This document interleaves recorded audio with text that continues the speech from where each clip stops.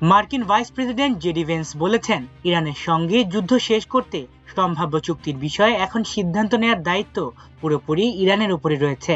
বল এখন ইরানের কোর্টে। তিনি বলেন, যুক্তরাষ্ট্র আলোচনায় তাদের আহ্বান ও শর্ত স্পষ্ট করেছে এবং একটি প্রস্তাবও দিয়েছে।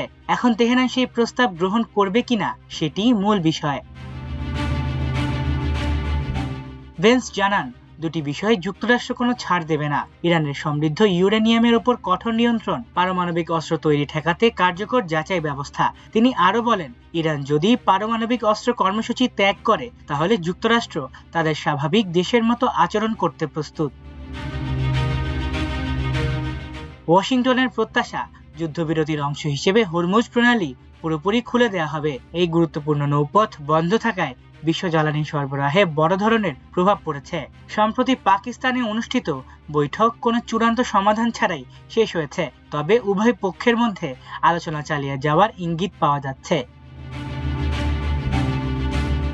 এদিকে মার্কিন ডেমোক্র্যাট নেতারা আবারও সিনেটে একটি প্রস্তাবের ওপর ভোট আয়োজনের উদ্যোগ নিয়েছেন, যার লক্ষ্য প্রেসিডেন্ট ডোনাল্ড ট্রাম্পের ইরান যুদ্ধ সংক্রান্ত ক্ষমতা সীমিত করা। সিনেটের সংখ্যালঘু নেতা চাক শুমার জানিয়েছেন, ইরান যুদ্ধ শুরুর পর এটি হবে চতুর্থবারের মতো এমন ভোটের চেষ্টা। তিনি বলেন, চতুর্থবারের মতো রিপাবলিকানদের সামনে সুযোগ থাকবে এই যুদ্ধ বন্ধ করার। মার্কিন সংবিধান অনুযায়ী যুদ্ধ ঘোষণার ক্ষমতা কংগ্রেসের হাতে থাকলেও ডেমোক্রেটরা অভিযোগ করছে প্রেসিডেন্ট ট্রাম্প কংগ্রেসের অনুমোদন ছাড়াই সামরিক পদক্ষেপ নিচ্ছেন। তবে রিপাবলিকান পার্টির নিয়ন্ত্রণে থাকা কংগ্রেসে আগের মতোই এই প্রস্তাবগুলো আটকে দেওয়া হয়েছে। শুমার ট্রাম্পের সামরিক অভিযানের নাম অপারেশন এপিক ফিউরিকে ব্যঙ্গ করে অপারেশন এপিক ফেইল বলে মন্তব্য করেছেন। তিনি দাবি করেন, এই অভিযানের ফলে হরমুজ প্রণালীতে বিশৃঙ্খলা তৈরি হয়েছে এবং যুক্তরাষ্ট্রে জ্বালানির দাম কয়েক বছরের মধ্যে সর্বোচ্চ পর্যায়ে পৌঁছেছে। একই সঙ্গে তিনি বলেন, ইরান সরকার এখনও টিকে আছে এবং তাদের পারমাণবিক কর্মসূচিতে কোনো পরিবর্তন আসেনি।